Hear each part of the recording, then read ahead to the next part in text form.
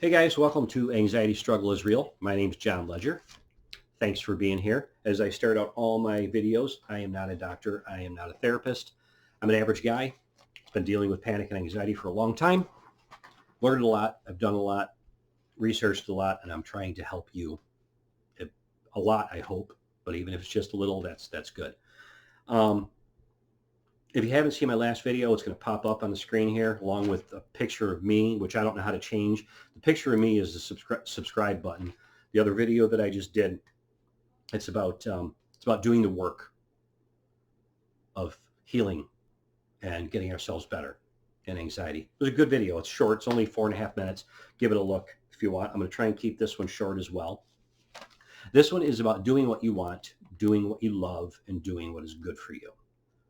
Okay, and the reason I'm doing this video is we as people with mental illness, a lot of times we don't do what we want, and we don't do what we love, and we don't do what's good for us because we're doing what other people want us to do. We tend to be people pleasers. Somebody can ask us at work to help them with a project when we're completely bogged down with our own stuff, and we'll say yes.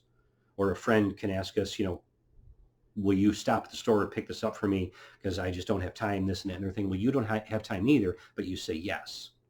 And the reason we do that is because we want approval. We have like me syndrome. We want to be liked, which goes to self-esteem, which we're going to do a video on at some point as well.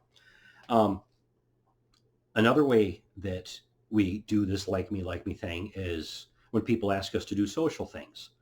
A lot of people with anxiety don't want to do social things, but we instinctively say yes because we want to people please.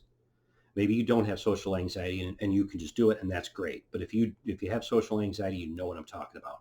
And where we commit to doing these things, and it can cause us days of anguish and anxiety, and then while we're there, hours of anguish and anxiety while we're going through it.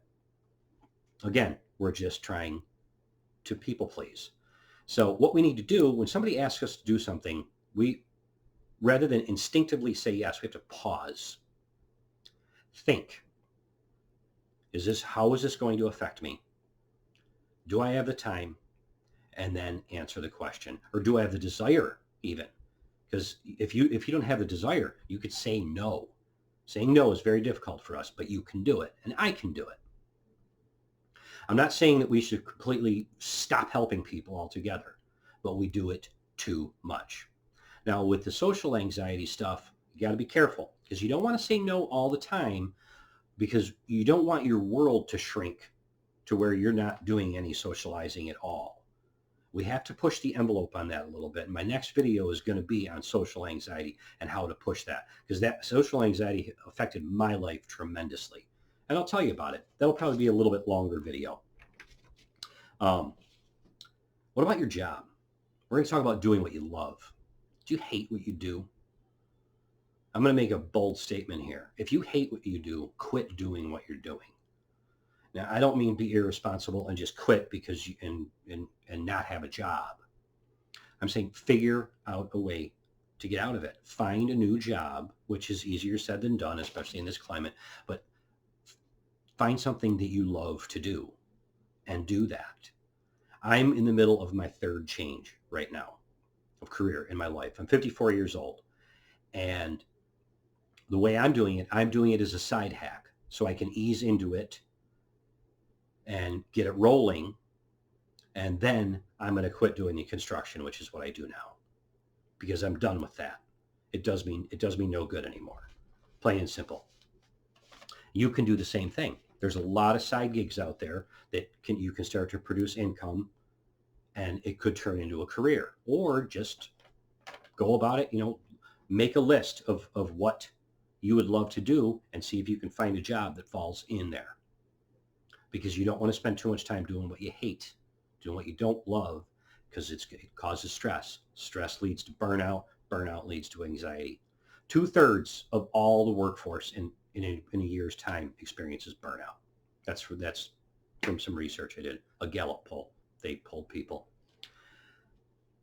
Last thing, I want you to think about things that you've given up because of life circumstances, because of anxiety, because of commitments, whatever it is, things that you gave up that you loved, hobbies, whether you used to bake a lot or photography, you're active in your church. Maybe you had started writing a book and you put that away and you stopped. Maybe you wanted to start a small business and you never did.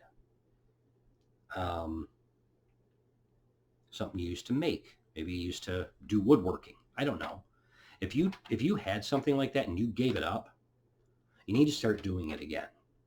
Because spending time doing things that we love, it keeps our mind out of we keep ourselves out of our mind. Okay, that's my advice for today.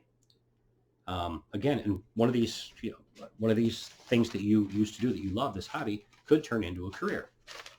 That's actually what's happening with me. So that's it. Don't forget to check out that video that was at the beginning. Maybe it'll pop up at the end here too. We're not sure. I'll see you guys soon. Thanks for watching. I appreciate it. Take care. God bless.